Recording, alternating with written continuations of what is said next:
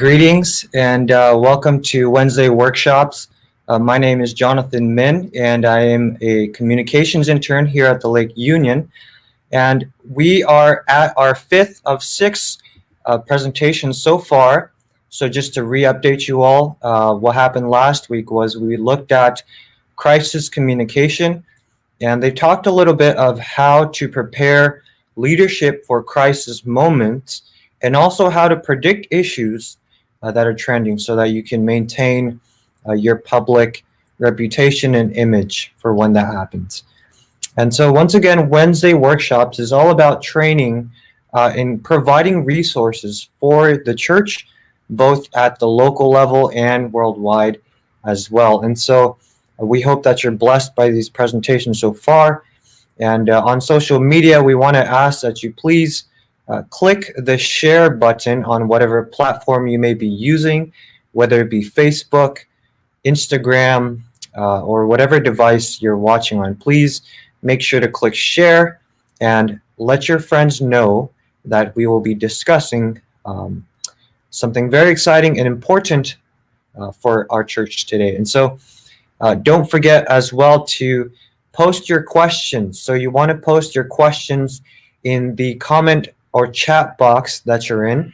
And as we progress further on in the program, there will be a section for Q&A as well. So wait for that, and we'll make sure to answer as much as we can. So today's topic is branding, and I'm going to introduce our speaker presenter for today.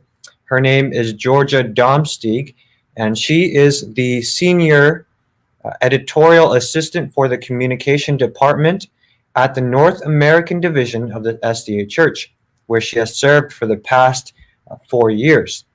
And so in this position, she was instrumental in the development of the NAD branding guidelines and also redesigned the NAD website, both launched in 2018.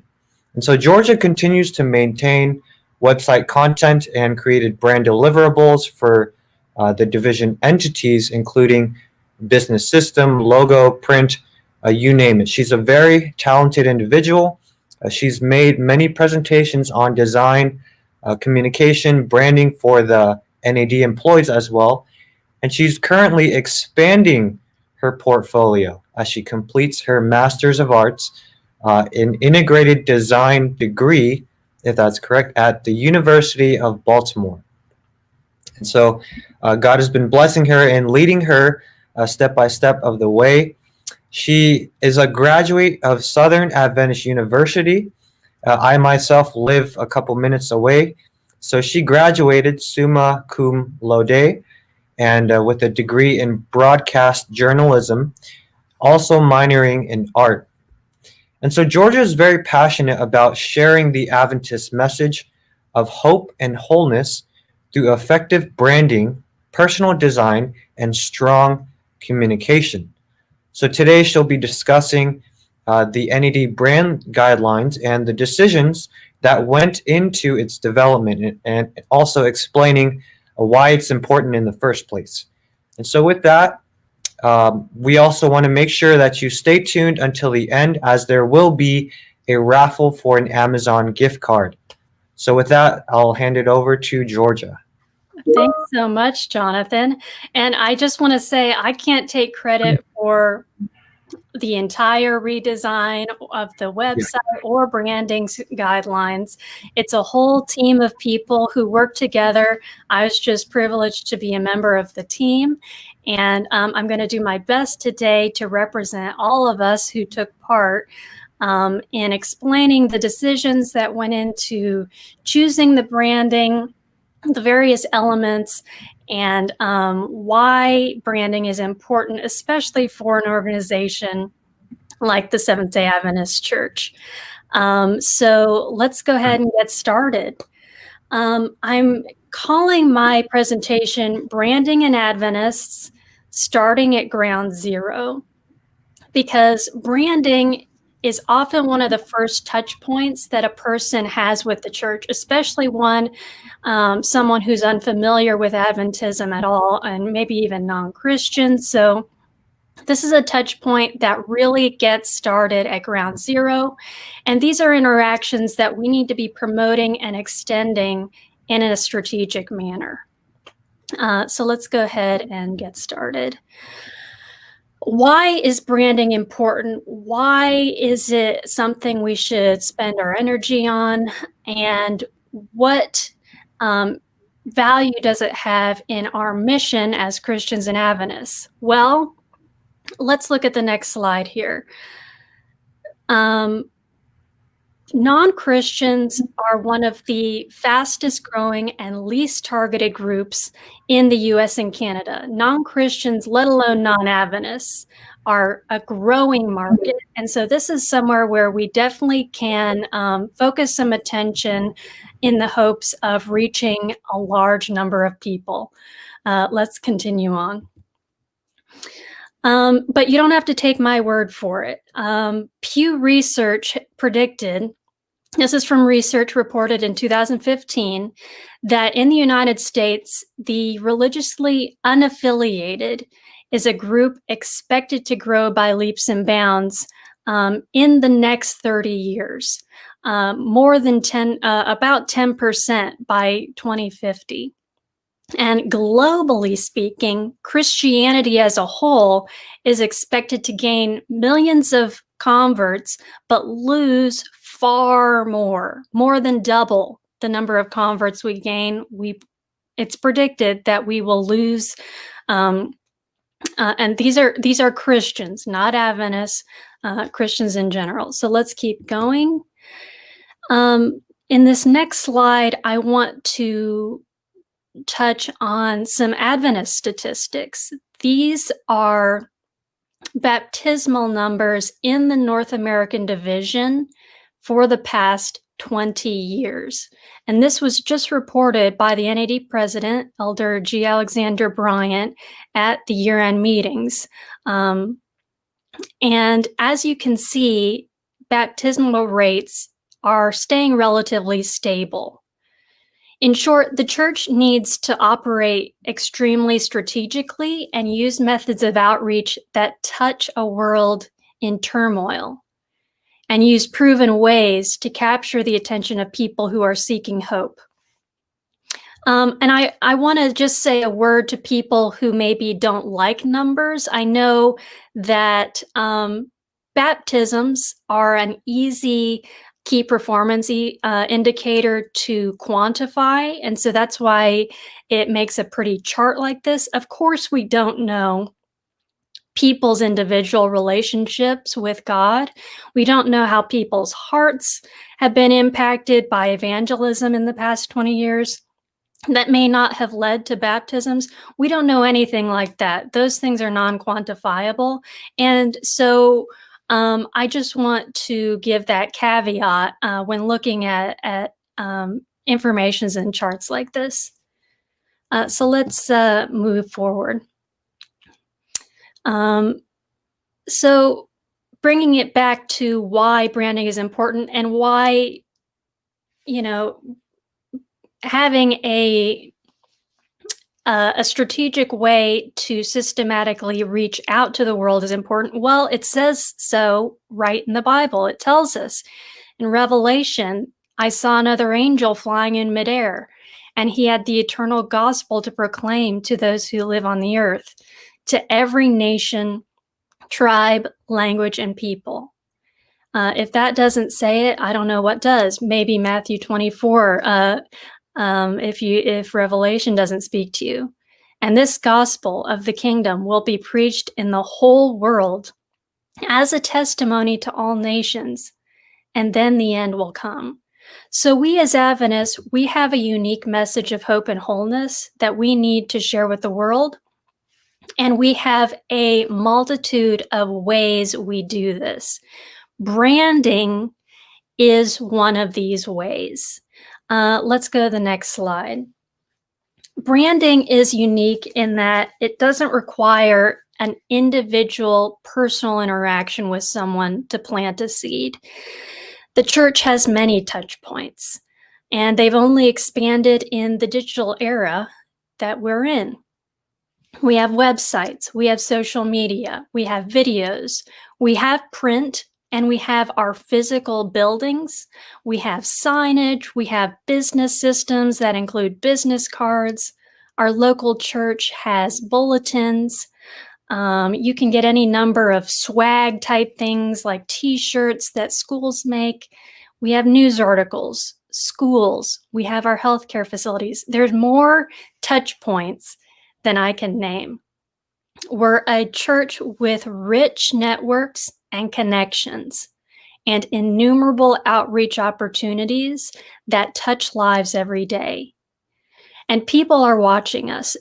We have, as I said, so many touch points, and people see that Adventists leave an impact on the world, and they see the impact that Jesus has on us as individuals.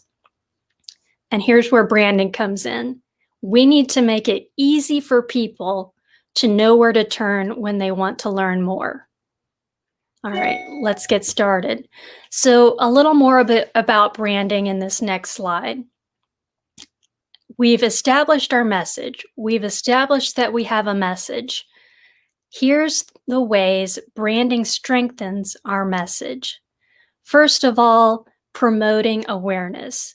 The church needs branding to promote awareness. The various touch points that we mentioned before are opportunities for people to hear, perhaps for the first time ever, the name Seventh-day Adventist Church.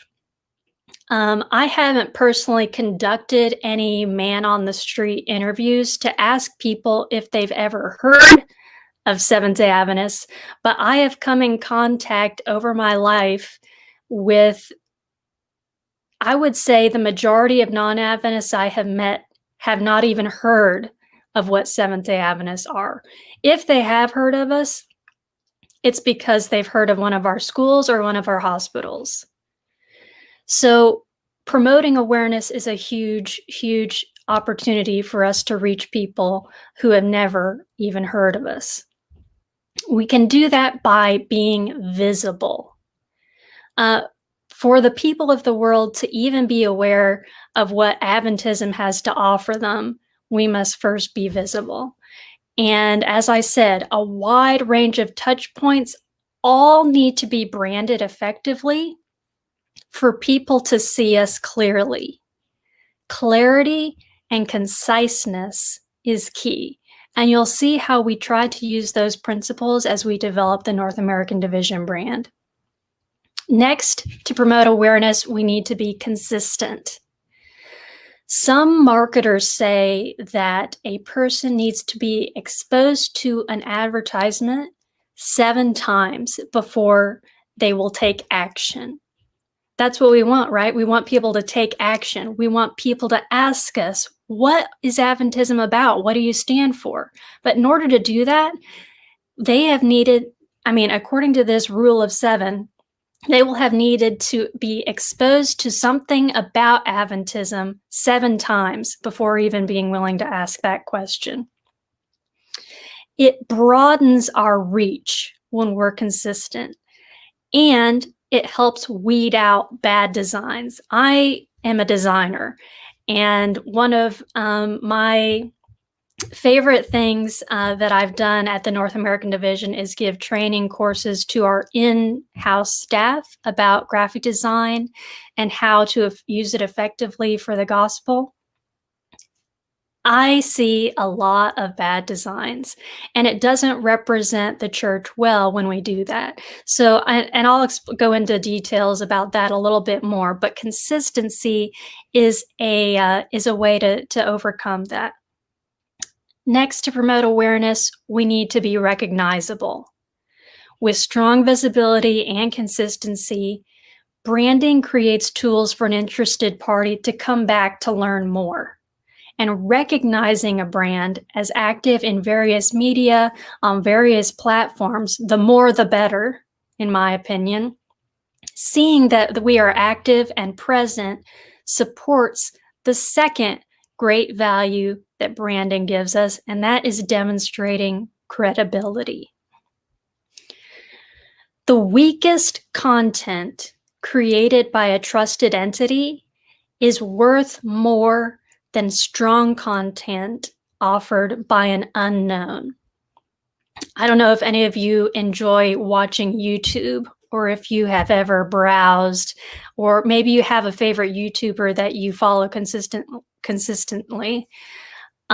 If you have someone who has some credibility, maybe they have millions of followers, you are way more likely to accept what they have to say as credible, regardless of the thumbnail, regardless of the title of the video. If you are subscribed to someone who has had consistent and credible content in the past, the content that they come out with, before you even see it, you're going to start trusting.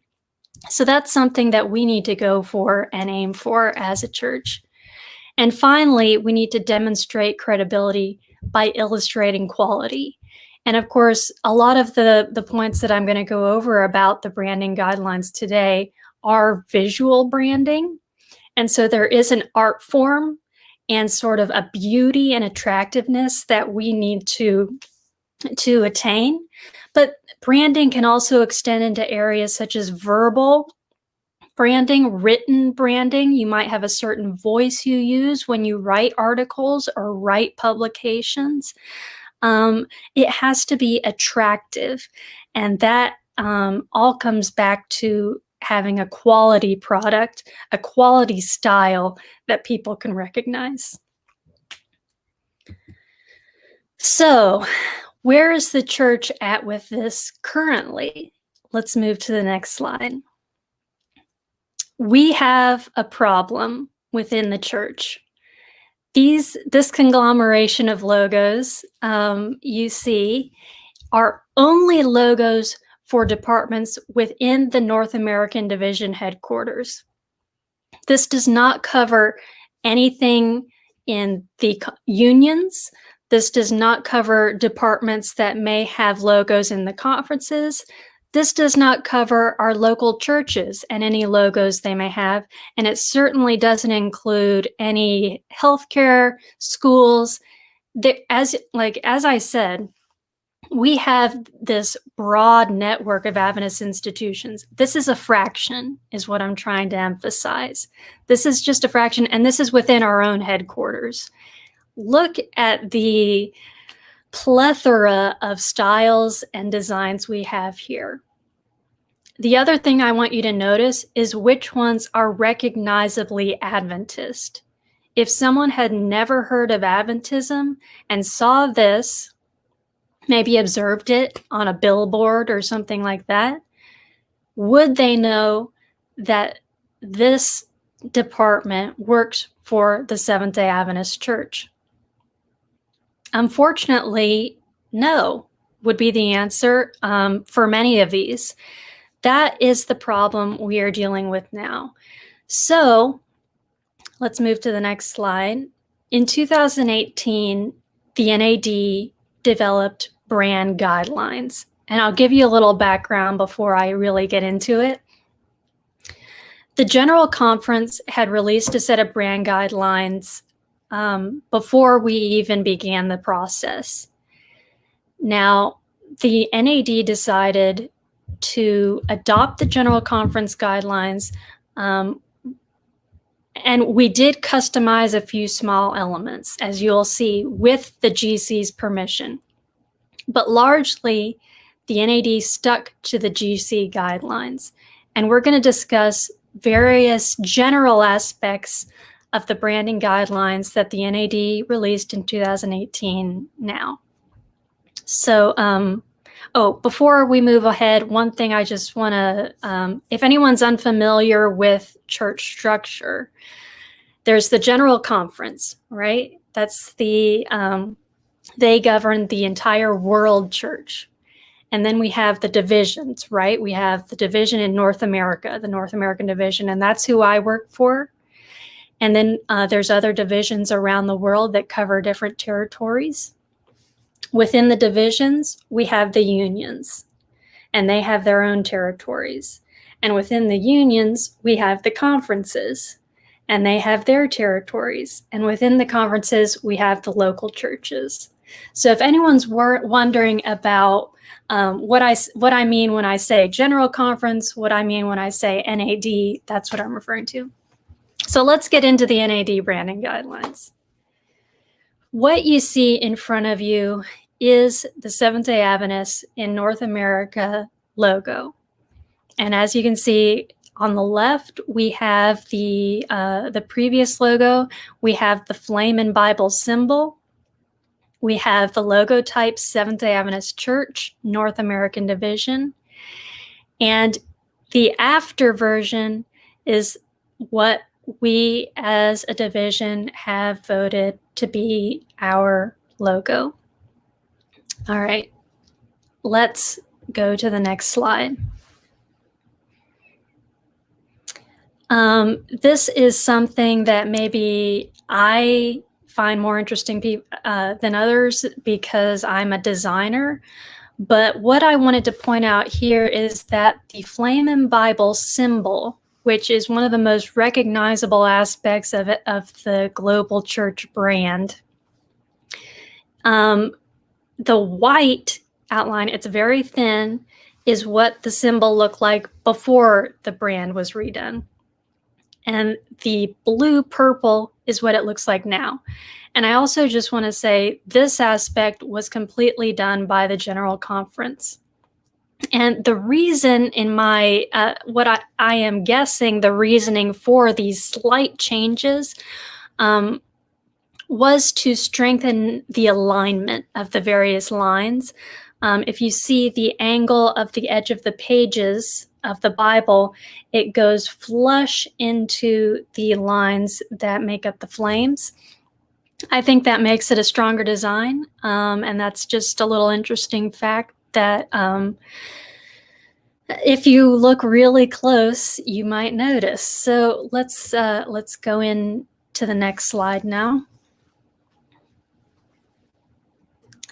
Looking a little bit closer at the typography. Formerly, the logo type used a typeface called Goody Old Style.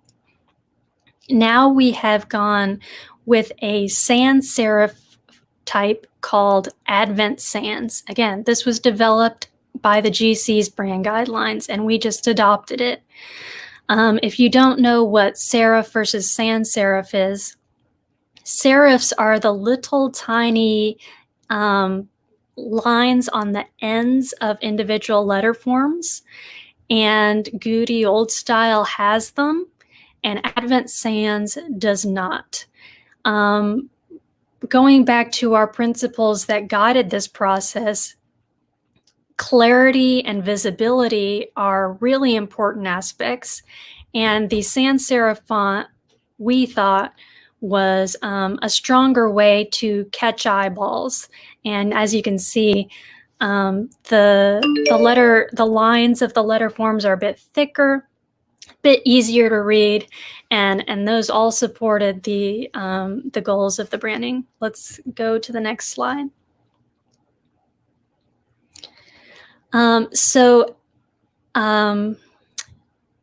We also had a couple of typefaces that we advised be used again for consistency. So we chose Noto Sans and Noto Serif, and these are both free Google fonts that anyone can download. Advent Sans it's basically Noto Sans, but it has been customized slightly. And you can see in those yellow highlights how the T letter form differs slightly from Noto Sans to Advent Sans. Here's the difference.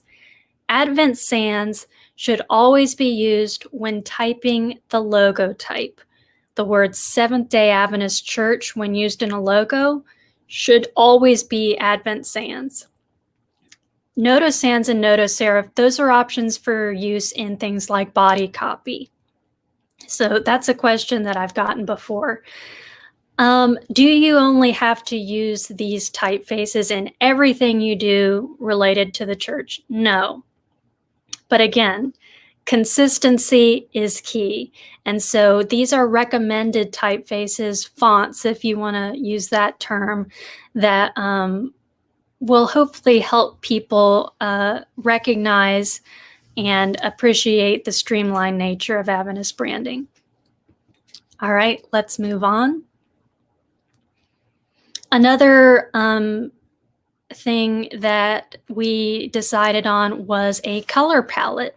So in the old flame and Bible symbol, we had the green and gold, and that is not being used anymore. We have a color palette as shown with 8 different colors.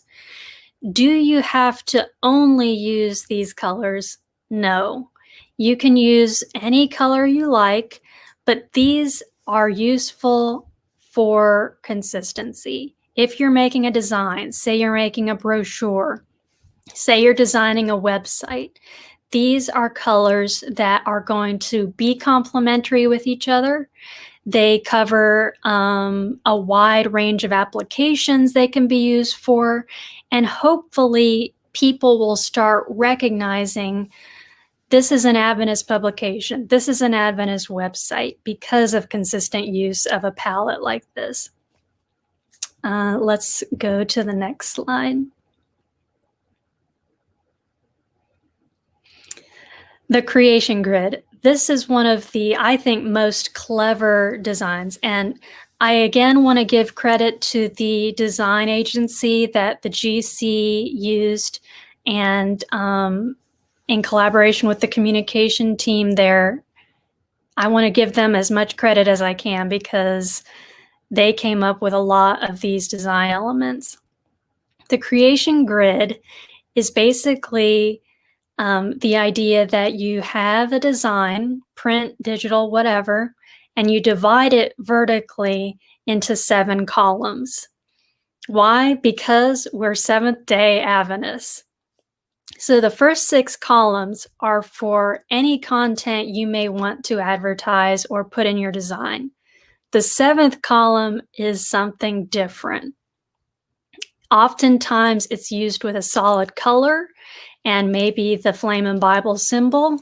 You can put a photo in there, but the recommendation is that you do not put body copy, don't put text in there, don't put anything that you would put in the 6 columns on the left in the Sabbath column. I think that that is such a clever design that reflects what we stand for as Adventists. I think it's a clever way to quickly make things recognizable, and it just makes a beautiful final product, whatever you're applying it to. Now, again, this is not something that has to be used on every single thing that the church designs. This is something that you can use, and hopefully with consistent use could become a recognizable aspect of Adventist design. So how does this get used in practice? Let's move on to the next slide here. This is where the North American division diverged a little bit from the General Conference guidelines, and that is with the sizing and spacing of the word North American division in our logo. The GC guidelines have slightly larger text, but that's a very small difference.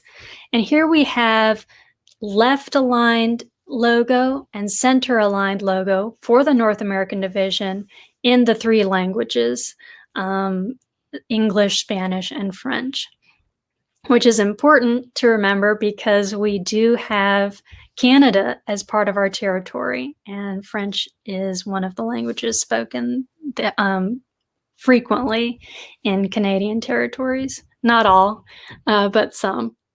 So we want to be sure to include as many as we can. This is also the logo design that is recommended for local churches. And I can show you another example of that application later when we talk about signage. Okay, and let's move on to the next slide. This shows appropriate clear space around logos. Remember that we're trying to promote clarity, visibility, and if our logo is used in a context, for example, a sign that you might drive by, or if you want to really make it small on the back of a book or something like that, there are guidelines about how small you can make it and how much space needs to be clear around it, because you don't want things getting too crowded. You don't want the integrity of the design compromised. So I can give one example of when this was potentially an issue, and that was when some people wanted to use the logo in an embroidered design on the left chest of a shirt. It was a little bit difficult to get a logo to fit in that size space, and also embroidery machines can't get some of the fine details, such as in the Flamin' Bible.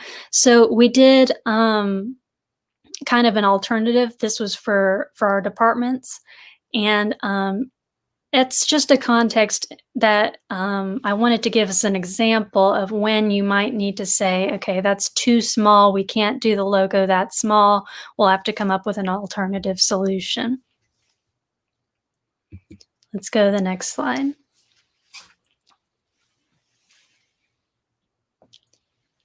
So this is, remember that conglomeration of slides of images of the various logos in the North American Division headquarters? This is the solution the brand guidelines offers.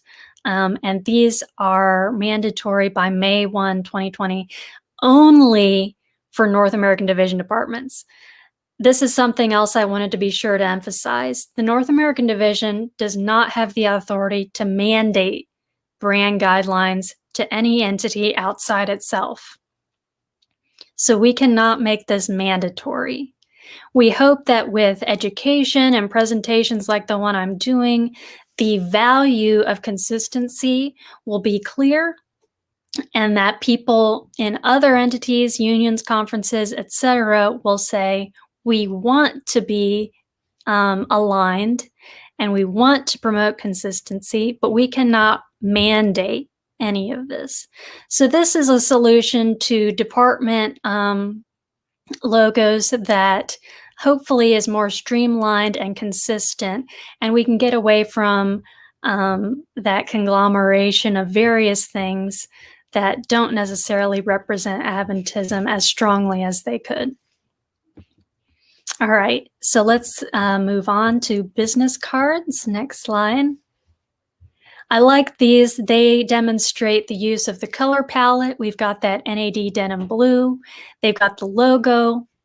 We use the typography, and we've got the Sabbath column in there. And let's move on to the next slide. Here we've got some letterhead, and this is something that I got criticism and questions about most frequently. If we go to the next slide, you'll see that the letterhead has also been divided into the 7 columns, and the 7th column on the right is left blank, and that the body copy is not centered. So a lot of people would say, why is all that blank space on the left? Well, it's aligning with these columns. And also they would say, there's not enough space for me to put my letter on there. Frankly, physical printed letters are being used less and less. In my experience, there's occasionally exceptions for legal reasons. You may need to print something on letterhead. But also keep your letters short. That's kind of another thing I think as a church we need to learn, maybe conciseness and keeping our messages short and to the point. And obviously, if there's an exception, we're going to try and work things out. But to the best of our abilities, let's keep things sharp and tight. Next, I have an example of envelopes. And now we're going to talk a little bit about signage. This is an example, as I said, of a local church sign. in the next slide, that utilizes the logo conventions set by the brand guidelines. We have Seventh-day Adventist Church front and center, and then we have the identifier, Farmington. And this is an example of a monument sign that may go outside of a church. You could have a changeable letter sign. You could make that portion digital if you wanted. And then the next slide, I have a monument sign. This is very similar to the one that's outside the North American Division headquarters. Again, uses that NAD denim blue that you'll see repeated quite a lot. We have the official logo treatment. And then the next slide has a very interesting vertical signage option called a pylon. These I have not seen used I haven't seen them personally used quite as frequently, but I would love to, because I think these would look amazing as people drive by our institutions. They would be visible from the road, easily, quickly recognizable, and there's a wide range of configurations of the information you may want to put on them. And see that we have the different colors from our different color palette options. This could be something really cool and really set us apart from other churches as well. So that is something that I was pretty excited about as we started discussing signage options. All right, let's move on to the next slide. This is the North American Division website, and I cannot take hardly any credit for the design of this. This is based on something the General Conference developed called the Adventist Living Pattern System, or ALPS, ALPS. And at the end of the slide, I have a link, or at the end of the presentation, I'll have a link if people are interested in learning more. But I just wanted to give one digital example of using the NAD brand guidelines effectively. You can see that the color palette is utilized. We have the typography guidelines used, and we have the official logo there, top left. Again, this was not designed by me. It was designed using the Adventist Living Pattern System. And if you or your organization are interested in learning more about that, this is actually version 2. They've already come out with a version 3 that you may have seen. I've seen a couple Adventist institution websites adopt that already, but they are all in line with the GC and NAD brand guidelines, and they are just beautiful, streamlined, and professional looking, and all things that we want our church to look like, especially as we proceed into this age of digital. We really need to make sure our digital touch points are as recognizable and attractive as possible. All right, let's move to the next slide. Some people have asked, why do we need to change at all? What was wrong with the old way? As with anything, change is a difficult thing to swallow. And I just wanted to give some examples. This is a beautiful graphic from the logo company about how various big and recognizable brands have evolved over time.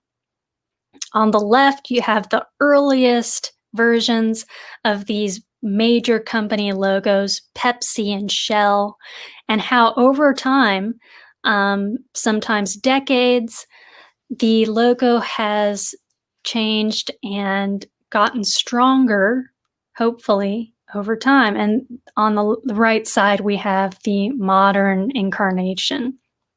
I just want to point out how both of these have become simpler, simple and clean and streamlined, and we can take a note from them as we look at how we want to be represented and represent ourselves as Adventists. Let's go to the next slide. These are just some more examples. Xerox, BMW. BMW is interesting because they have stayed relatively stable over time. They had a great design from the start, don't fix what's not broken. But look at IBM and how that has changed. I think, in my opinion, it would also be with the styles of the time.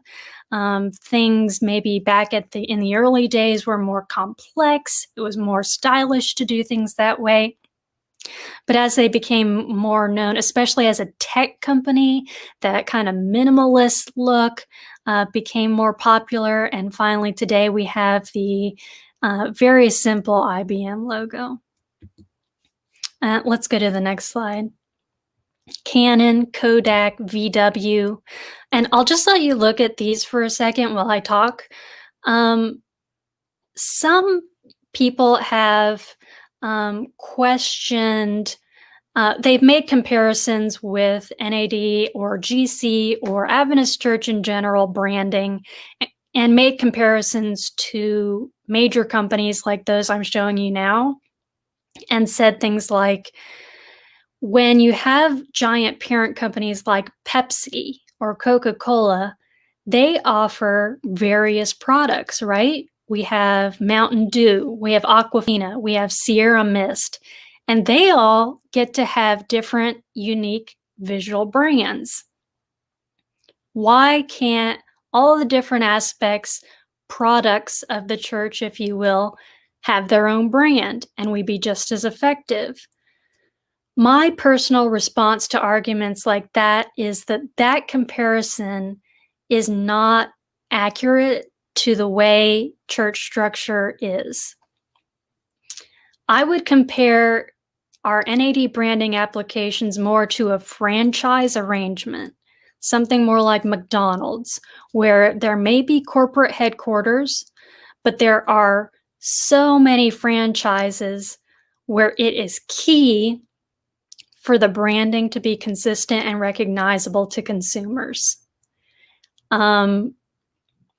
Comparisons to corporate brands, comparing the church and corporate brands in general, will always ultimately break down because we are not a corporate brand. We have a different structure, and we have different systems of authority and who can make decisions than maybe a top-down corporation like Coca-Cola can do. So we are not top-down like that. At the NAD, we cannot mandate branding to other entities outside our purview, and that's why they are called brand guidelines.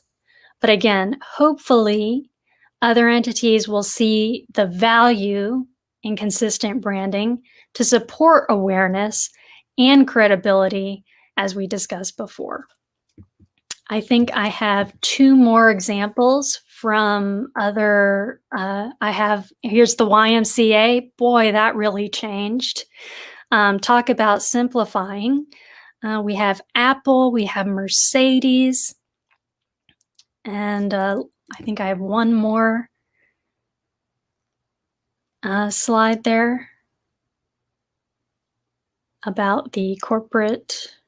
One more after this.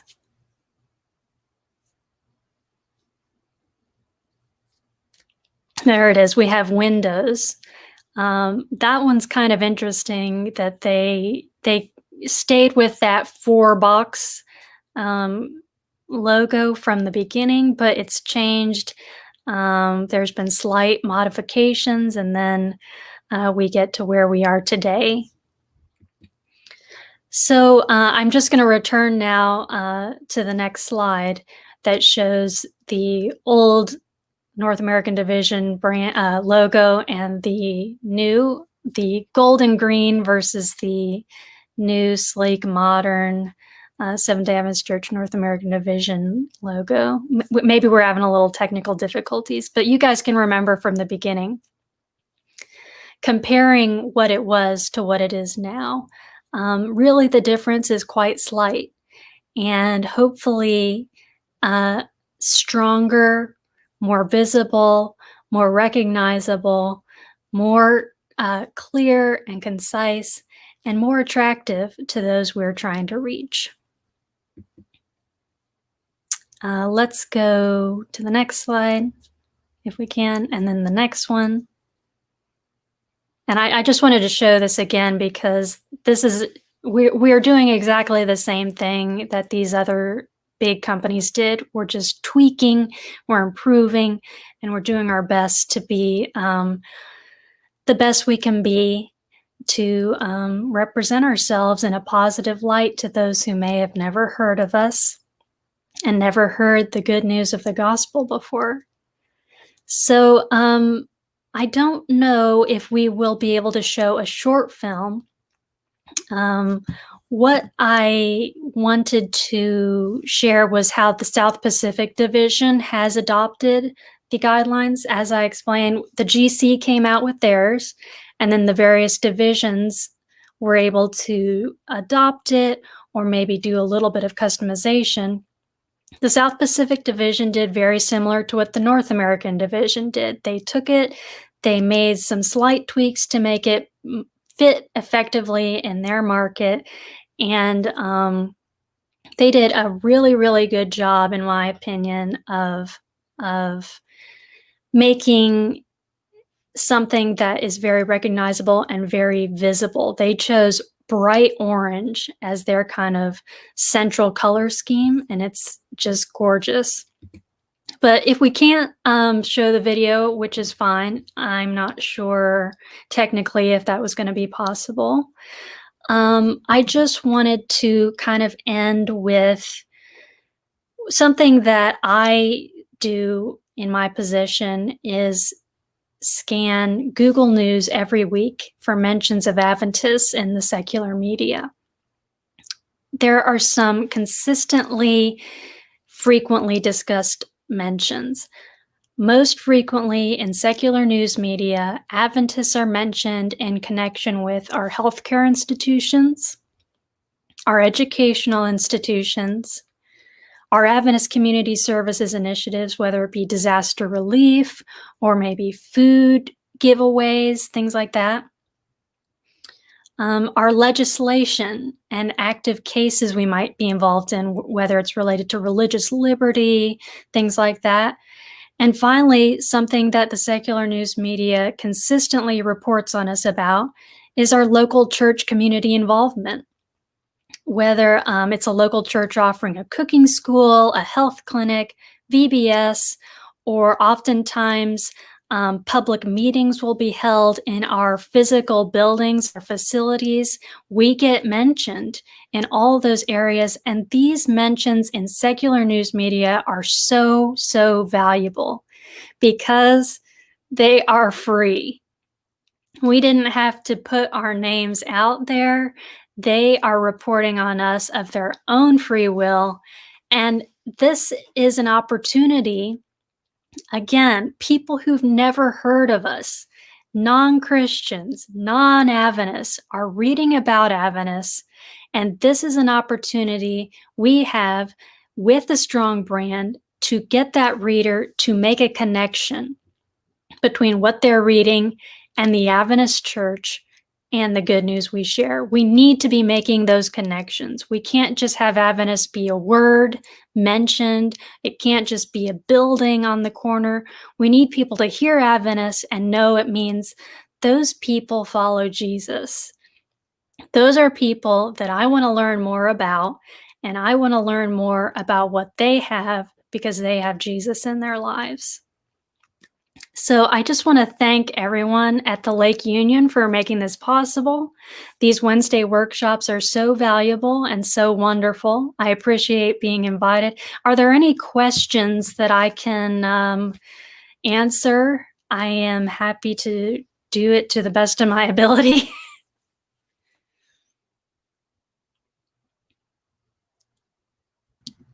It was very clear and concise, and I just appreciate those different perspectives and sharing about that. Before we go into our Q&A, we do want to play a short video that was mentioned So at that time, that video will be brought up to be played.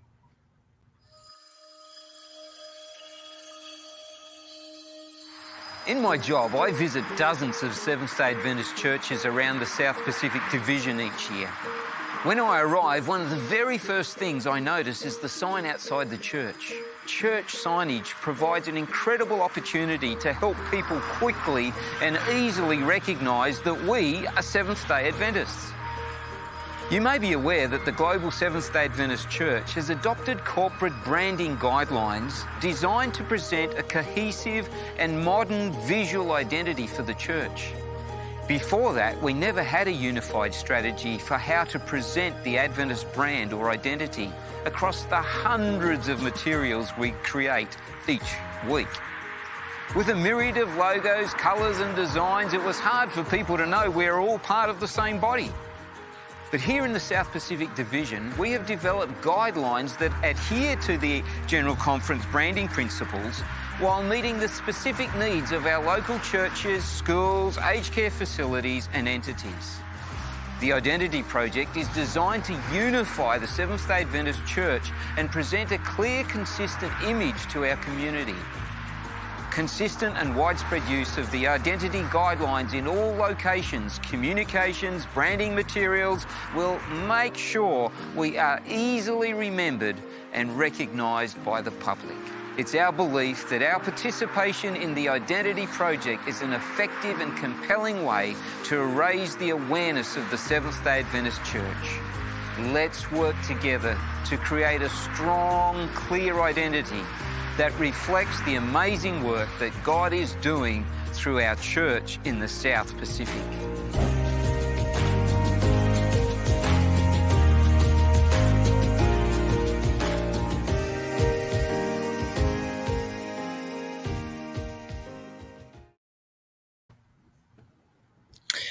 Yeah, that was very nice, and you could see how they really tied everything together that was talked about there very nicely.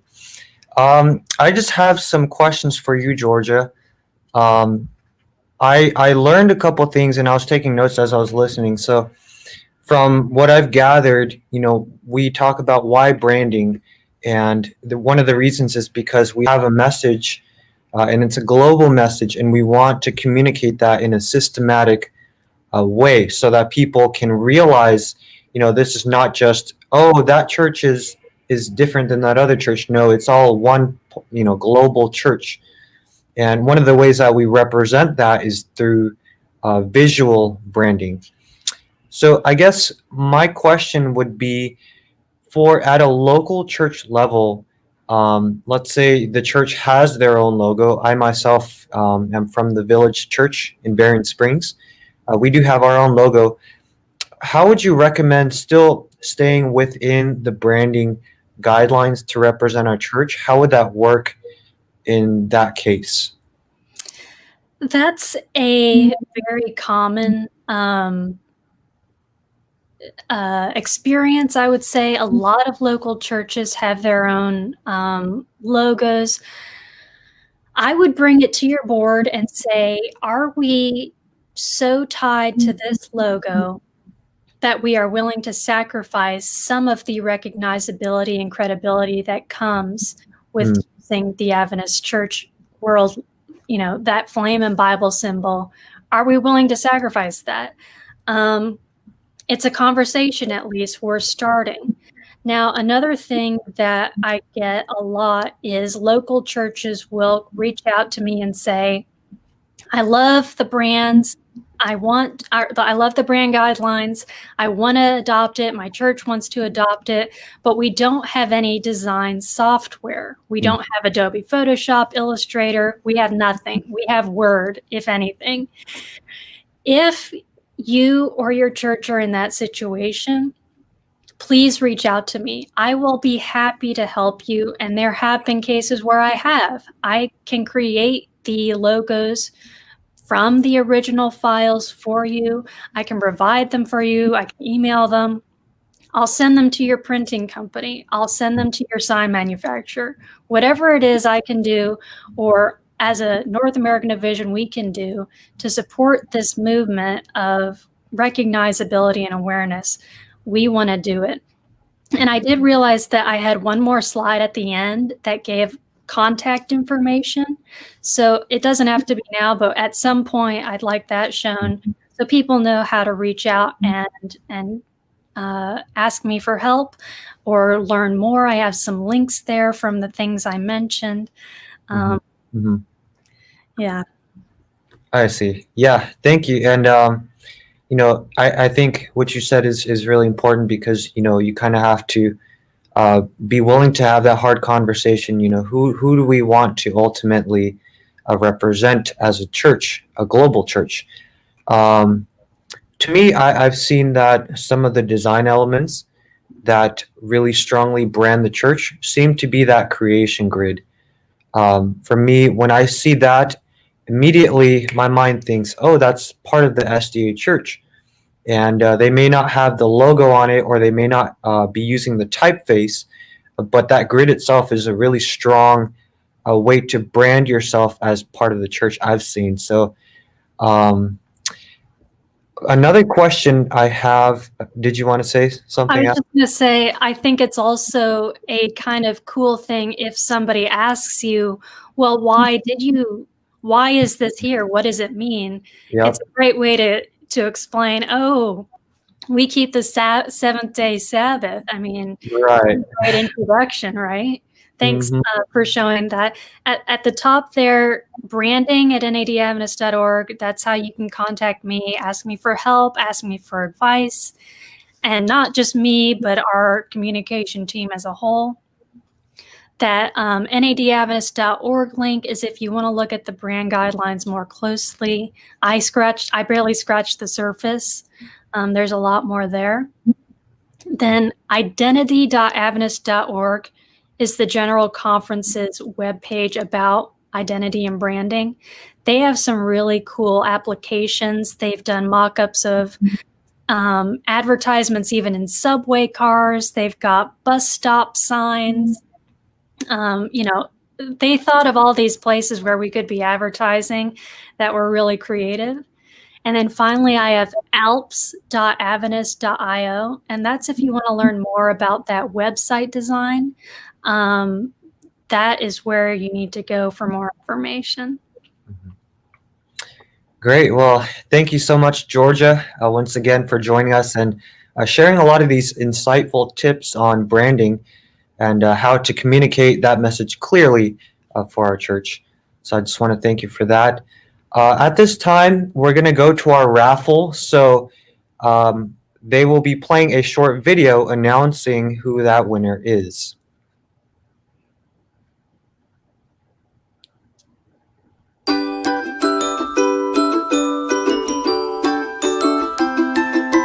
Thank you so much for staying to the end of the show. On behalf of the Lake Union Communication team, we'd like to say thank you for participating in the Lake Union Herald Readership Survey.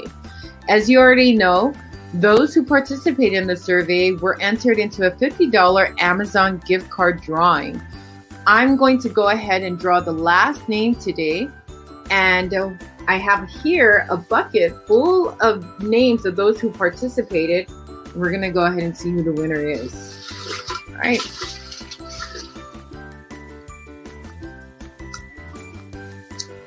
And the winner is Tammy Green. Tammy Green, congratulations. You will receive an email very soon telling you how to retrieve that gift card. Thank you again for joining us. We hope you can tune in to next week's Wednesday workshop. It's the last workshop for the year. We are going to look at best practices for websites with Juanita Edge. Hope you have a wonderful day. See you later.